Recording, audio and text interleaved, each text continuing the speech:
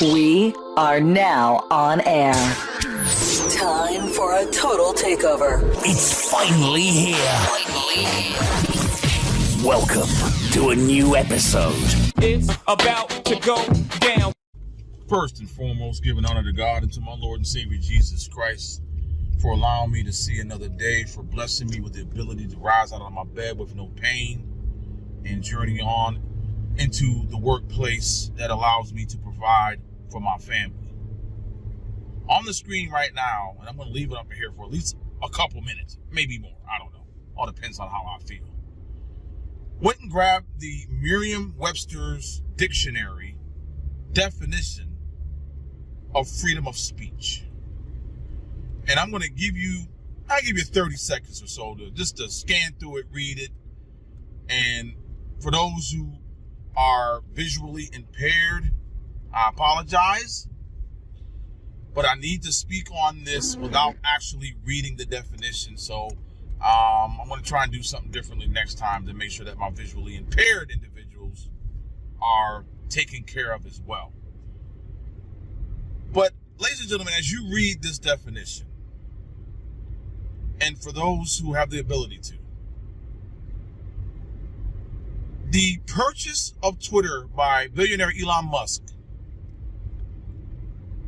is now the forefront topic, the 24/7 news cycle topic of today.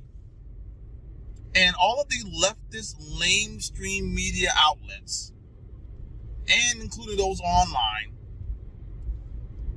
all of these leftist pundits are stating that freedom of speech and our democracy here in America will be under attack and is under attack with the purchase of Twitter by one Elon Musk.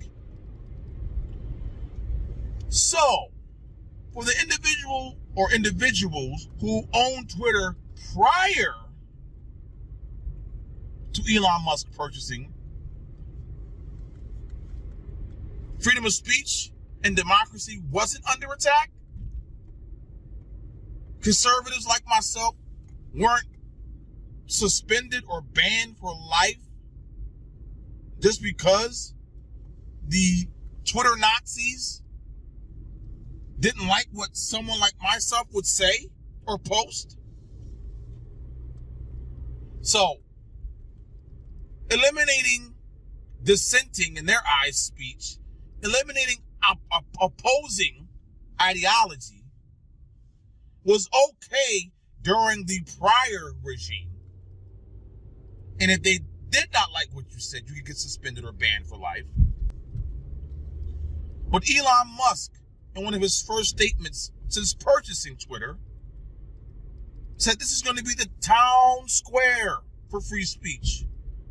Free speech will be allowed and mechanisms put in place to allow said free speech. Democratic processes will be allowed. So that is the attack on freedom of speech and democracy. The owner of Twitter now, Elon Musk, touting that his number one focus for Twitter, as Twitter being the town hall square and the beacon of freedom of speech. Ladies and gentlemen, this is what happens, and I'm going to repeat this. Ladies and gentlemen, this is what happens when the left does not get their way. They will make any excuse to silence their opposition, any supporters of that opposition. They make it seem as if they're for the weak and the meek, like myself. I used to have, before I myself got suspended off of Twitter for a good 6 months, I finally got reinstated. When I got suspended, I had over 5,000 followers on Twitter. Go look at my account today. I'm barely at 2,500. And when I got reinstated, it was at about 3,500. Now, is my reach not as much as extensive as it was before? Maybe, I don't know, but I know damn well when I left the damn platform or was booted off the platform for 6 months, I had over 5,000 followers. I come back, I got 1,500 less, and as of today, I got 1,000 less than that. So, I'm going to continue to use Twitter as a vehicle, and I'm going to continue to use Twitter for my freedom of speech and can't have my coffee yet, democratic processes. I'm going to continue to use Twitter for my activism, because if the left can do it and be allowed to do it under the prior regime and never get suspended, never get banned, never get knocked, then hey, this new owner of Twitter, Elon Musk, saying he wants Twitter to be the town hall. He wants it to be a beacon of freedom of speech in the democratic process. We'll see where this goes. And I was just listening to the radio, and all of the leftist pundits are trying to understand how Elon Musk is going to make money now with the avenue that he is taking and where he wants to take Twitter. Well, I'm thinking to myself, obviously these folk had stock in Twitter. Even though Twitter wasn't making money with the prior regime. So I am going to be in a wait and see process.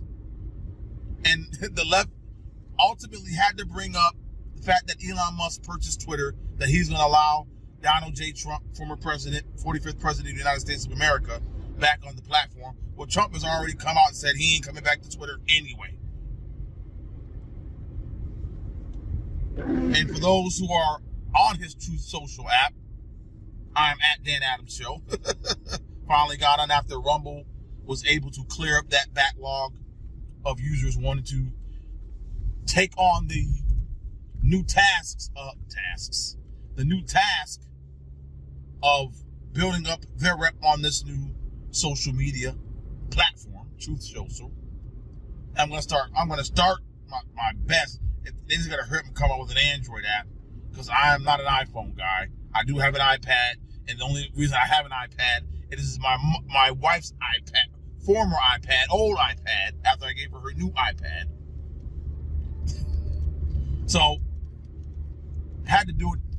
Had to make sure my presence was there, but I'm gonna do my best to try and start posting on there as soon as possible. I mean, there's so many social media platforms that most of us do share our content to.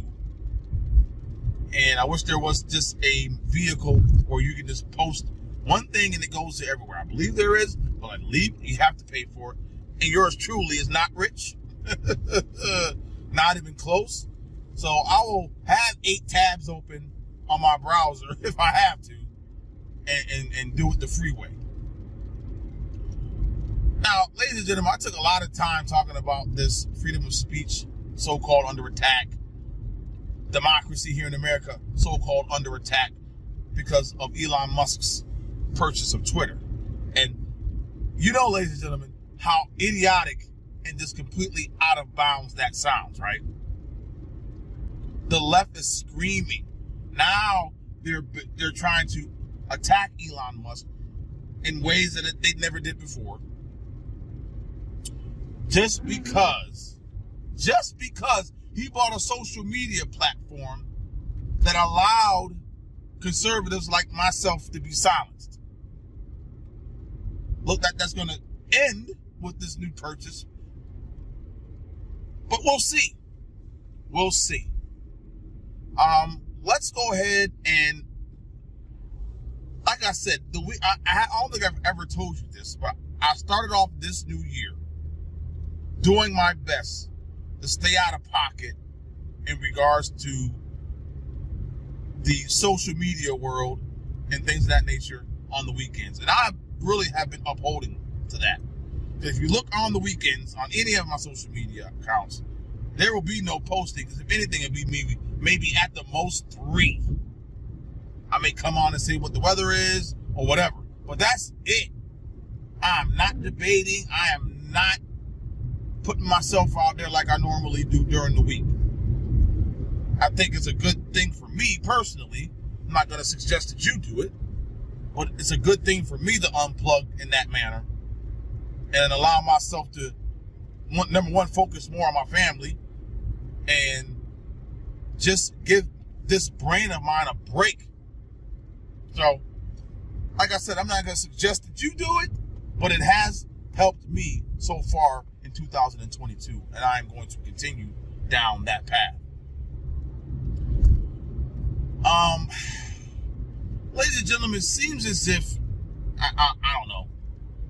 And what's crazy is I was listening to the talk radio this morning. I guess this week or maybe today, I believe. I'm not certain that the Supreme Court is going to hear a case in regards to separation of church and state with that particular football coach, and I believe it's in the state of Washington. I believe.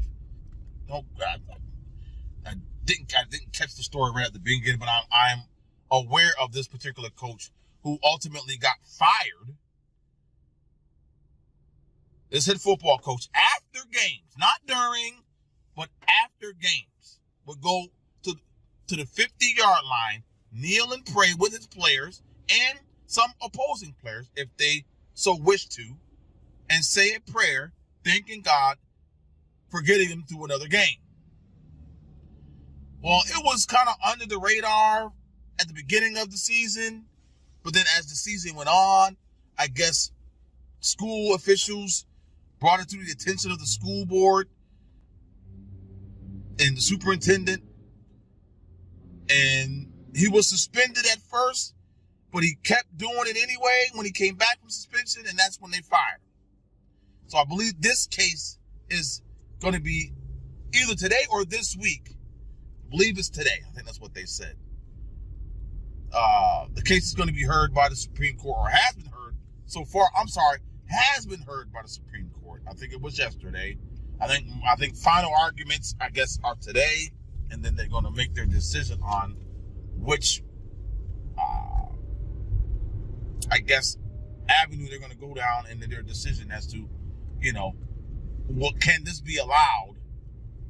Which is, I find it just completely and utterly insane that they are blocking a man from praying after a game. We can't have that, ladies and gentlemen, but we can have during school hours, while your children are being instructed, this indoctrination of the transgender, gender, sexual orientation movement. That's okay. That's what they're fighting for. But we can't allow a coach after a football game to kneel and pray at the 50-yard line. Ladies and gentlemen, this is where we are at in society today. And it's almost to the point where I have to laugh, ha ha, hee hee hee hee, to stop the tears. I don't know about you, ladies and gentlemen, but I'm hoping and praying, yes, praying, dear leftists and lamestream media, that the decision goes in favor of this high school coach. And I hope that it sets a precedent going forward. Because as much as the left comes after Christians and Christianity, if a Muslim wanted to go out at the 50-yard line and pray, I wouldn't have a problem with it. Wouldn't have a problem with it at all. If a Jewish individual wanted to go out and say a Jewish prayer at the 50-yard line after a game, I wouldn't have a problem with it. So, for the individuals who would think, and I'm only speaking for myself, and as a Christian, I'm speaking for me. I'm not speaking for anyone else. I would not have a problem with a Muslim or a Jewish individual going to the 50-yard line and praying the prayers that they pray. Wouldn't have a problem with it. But the left, once again, the assault on Christianity continues. You know, the same Democrat Party who booed God at their national convention. This is where we're at, ladies and gentlemen, and it's a sad state of affair. It really is. And I'm not going to speak on it much more, but I want to end it with this. And I'm asking you guys for real to help me in my prayer voyage this week. My band, Big Fat Mallard, has a show coming up this Saturday. And as you can hear, my voice isn't all there. And I honestly don't know why it's not. I did not have a sore throat, which usually leads to my voice actually having a little small case of laryngitis. I don't know what it's been these past few years. When I have a really bad sore throat, my voice gone. But no sore throat, none of that. Only thing I can think of is this up and down weather here in Pittsburgh. You live in Pittsburgh, you know what the heck I'm talking about. And once again, 80-degree weather Saturday, Sunday, and Monday. Today, temperatures dropping. It's raining. My sinuses are going to go nuts. Drainage. And that is the only thing I can think of that is causing my voice to be not at its optimal capacity. So, praying, keep yours truly and his voice in prayer that I have my fully throated voice so I can be able to perform with my band Big Fat Mallard this Saturday, April 30th at the parking pad in Dormont, 7 o'clock to 9:30. And I think we're going to be going on from 7:30 to 9:30, 2-hour set. And I hope that you can join. You got to get tickets. So if you go to facebook.com/BigFatMallard, that's BigFatMallard. And actually, if you just go to my page, and I'm going to post the event today on Facebook. So when you hear this, just go check out my page. The event will be there. Now, ladies and gentlemen, I'm going to end this particular broadcast for today. And I'm going to just ask for your continued prayers. I'm going to continue to pray for you and yours. May he keep you and your family safe from any, and I mean any, harm or danger. Until next time, haven't had my coffee. Until next time, God bless you and yours. Peace.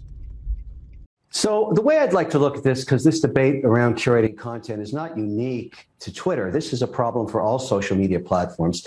And over the last decade, almost 10 years, this company's been public. And if you compare its performance, let's talk about investors.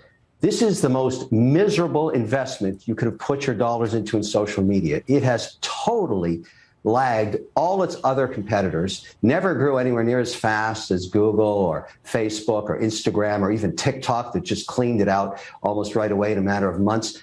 You have to ask yourself, the rotating suite of executives that come through this thing and all the stock options issued over the last 9 years have created virtually no value for the shareholder.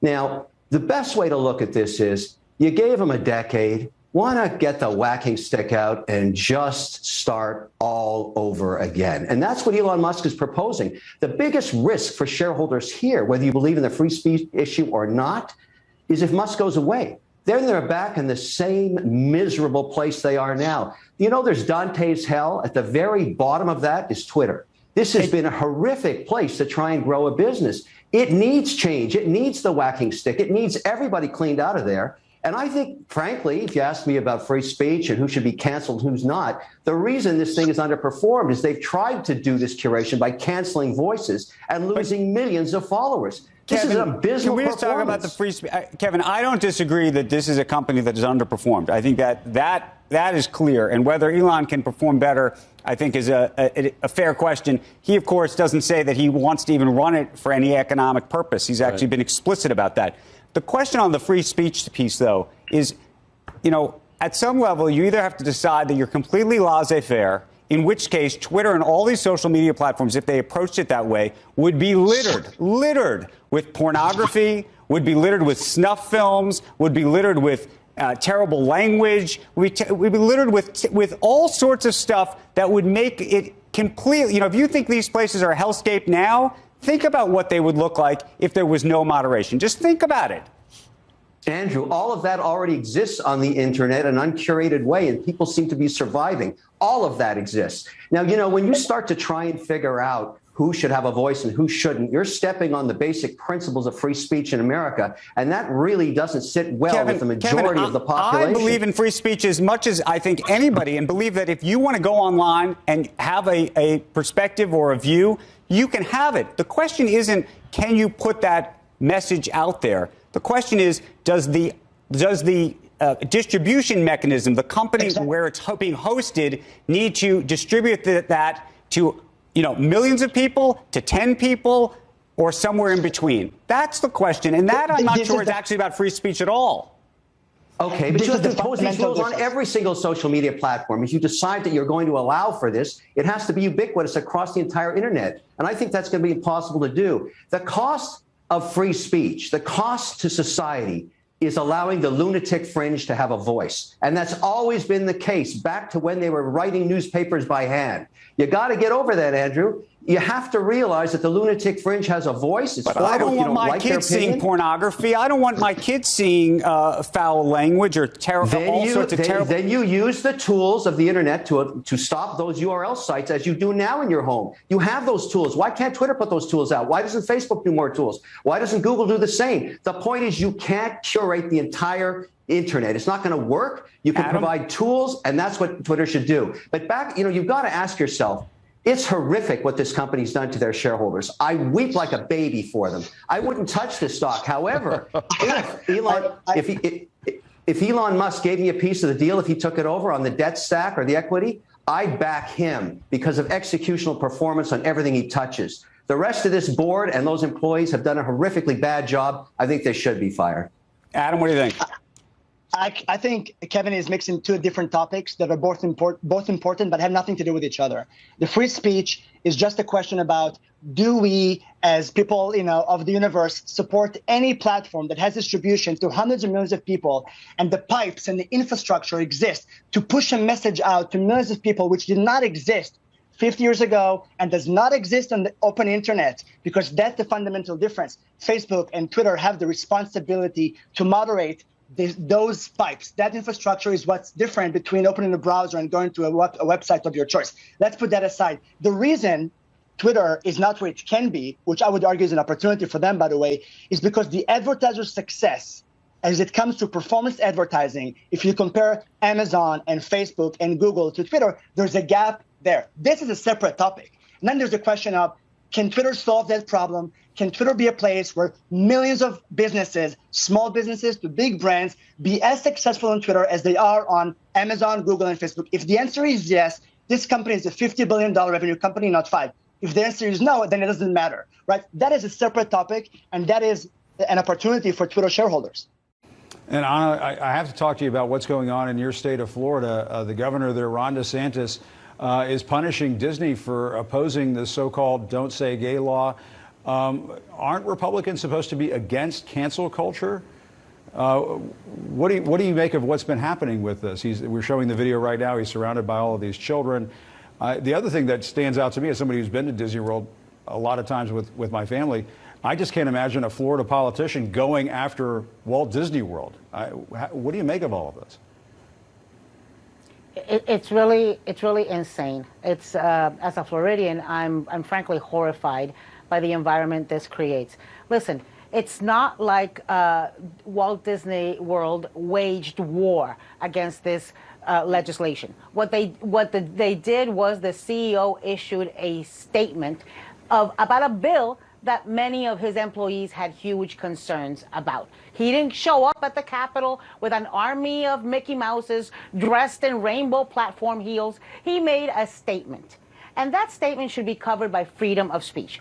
And so if you are a pro-freedom of speech, against canceling, pro-business Republican, I don't know how you justify hostage taking, political hostage taking, and political blackmail against a corporation for speaking up about a concern of their employees. Disney is one of the largest private employers in the state of Florida. It's got thousands, tens of thousands of employees raising families in this state who care about what happens in their schools. Republicans are really unhappy with some of these corporations in Georgia, in Florida, and elsewhere who wade into these issues with aggressive stupidity, and that the CEOs of these companies who call up like Ron DeSantis, like the CEO of Disney did, and haven't read the law. They buy into the narrative about a law, just like Delta and Coca-Cola and MLB, whoever bought into the narrative about the Georgia voting law. They didn't bother to listen to their people or whoever about what's actually in the law. And so I'm of two minds. I'm a little nervous about conservatives using government to punish people, but at the other end of it, I think somebody needs to be taught a lesson here, because what they portrayed the Florida law as was not what at all it really does. And the CEO of Disney kicked open the saloon door here and started shooting from the hip, and he winged the bartender and the piano player without realizing where he was. And Ron DeSantis, the sheriff, came in and said, not in my town. I'm sympathetic. But you don't think there should be criticism of a voter law that says you can't hand out water in 90-degree weather when people are standing in line to vote in Georgia? It is easier to vote in Georgia than it is in Delaware, than it is in New York, than it is in all these other states. The way the voter law was portrayed in Georgia by the media, the way this so-called Don't Say Gay bill was portrayed in Florida was a complete lie. It was a farce. It was a narrative. And these CEOs got into a situation that then got out of their control, and I would think they would use this as a learning experience. But I will say, I think it's the wrong focus for Republicans. The culture wars are undoubtedly very animating for a certain segment of the base, but we have inflation to run on, high fuel prices under President Biden, an economic struggle that the entire country is feeling. That's where we should be focused. That brings out the broadest swath. But if you're Ron DeSantis, where he's an expert, this man has all the right enemies. And I don't know if it's by luck or smarts, but it doesn't matter, because he has picked all the right enemies, and this is the right enemy for him.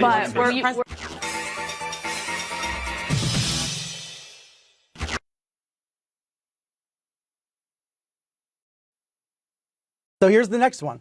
The conservative supporters of this account said, you were doxing the person. You're doxing them. So can you tell us how you actually define doxing and the difference between doxing and real reporting? Yeah, of course. Well, the word doxing has been so devalued, and it just kind of is a buzzword now in the right-wing media. Doxing means revealing highly, highly personal, non-public information with the goal of harassment or sort of destroying someone's life. We absolutely did not reveal any personal information about this woman at all. Remotely. And, you know, I know that sometimes reporting practices can seem foreign to people that aren't familiar with journalism, but this was very by the book and very benign. And the thing is, the right-wing media will lie, right? They kind of just will spin up these narratives. The goal is to sow doubt and to discredit journalism. And that is their agenda. And I think we need to be prepared for that. And recognize those things for what it is. I mean, you know, Brian, so much of what I do is try and educate people about the mechanics of these online outrage cycles and harassment, and sort of educate news organizations on how to cover it and how to understand bad faith attacks. And so I think it's really important as, us members of the media who cover media to recognize bad faith attacks when they're levied. Reading to you from Christopher Rufo, who got a hold of a full curriculum from the Evanston Skokie School District 65 outside of Chicago. Curriculum begins in pre-kindergarten with a series of lessons on sexual orientation and gender identity. The lesson plan opens with an introduction to the rainbow flag and teaches students that, quote, each color in the flag has a meaning. They will know in Evanston, Skokie, and many other districts but the transgender, or the LGBTQ flag, I should say, what each color means. but they won't have a clue about what the colors red, white, and blue on the American flag mean. Finally, oh yes, the teacher also presents the transgender flag and the basic concepts of gender identity, explaining that, quote, "We call people with more than one gender or no gender non-binary or queer." I remind you that this is pre-kindergarten. With instructions to finally, the lesson plan is the teacher leading a class project to create a rainbow flag, with instructions to, quote, "gather students on the rug, ask them to show you their flags, and proudly hang the class flag where they can all see it." In kindergarten, the lessons on gender and trans identity go deeper. Quote, "When we show whether we feel like a boy or girl or some of each." Again, when we show whether we feel like a boy or a girl or some of each, we are expressing our gender identity. The lesson begins. Gender identity is capitalized. There are also children who feel like a girl and a boy, and is capitalized, or like neither a boy or capitalized a girl. We call these children transgender. Really? If you feel like neither a boy or a girl, why are you called transgender? I thought transgender is going to the other gender. Students are expected, by the way, this is what is taught in kindergarten. So play Jen Psaki. I looked it up. Everybody says it's Psaki, not Psaki. Okay, Jen Psaki. This is her podcast. The press secretary. Political games and harsh and cruel attempts at laws that we're seeing in some states like Florida, that is not a reflection of the country moving to oppose LGBTQ plus communities. That is not what we see in data. That is not factual. And that is not where things stand. This is a political wedge issue and an attempt to win a culture war. And they're doing that in a way that is harsh and cruel to a community of kids, especially. I'm like going to get emotional about this issue because it's horrible. But you know, it's like kids who are bullied. And like all these leaders are taking steps to hurt them and hurt their lives and hurt their families. And you look at some of these laws in these states, and it is going after parents who are in loving relationships who have kids. It's completely outrageous, but it is a wedge issue. Sorry, this is an issue that makes me completely crazy. That's true. It does make her completely crazy. It's a political wedge issue. It is not a reflection of where the country is. Okay, fine. So what the takeaway here, I'd love to analyze every sentence, actually. I won't, but I'd love to, because I could. But the takeaway is that she has finally answered one of the puzzles of my life. Do leftists believe their lies? And the answer is yes, they do. They do believe America's systemically racist. They do believe you're not born a boy or a girl. Genitals and chromosomes don't mean a damn thing. They do believe that there will be mass death, I mean, in the hundreds of millions, if not billions, because the globe is getting warmer. They do believe these things. For much of my life, I thought they just said it for other reasons, but it's not true. They believe it. Her tears are genuine. She's a crackpot, and she is lying. We are protecting kids. We are protecting parents. We are protecting families. You are destroying kids and families. You're out of your mind on the left. You're ruining children.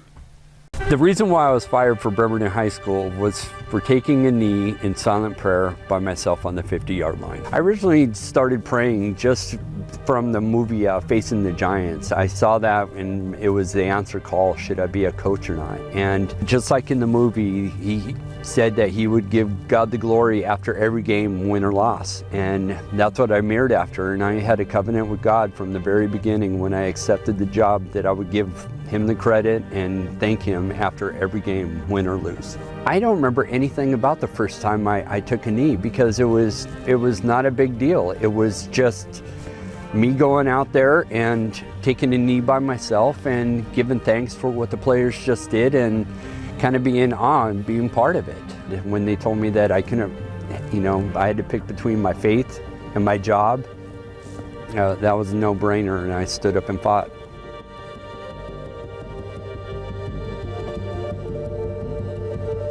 The only thing I'm asking the Supreme Court is that I get to be a coach and I get to thank God afterwards. They're deciding a very narrow question, which is whether or not someone can be fired from their job if a football coach engages in a private prayer on one knee at the 50-yard line. If that's sufficient to terminate somebody, that's the question before the court. In the third and fourth quarter of a football game, you got to keep going. I don't care how tired you are, I don't care how painful it is, you just got to keep going and you got to finish. There's still time on the clock. That's what I've always coached, and now I have to actually live by it.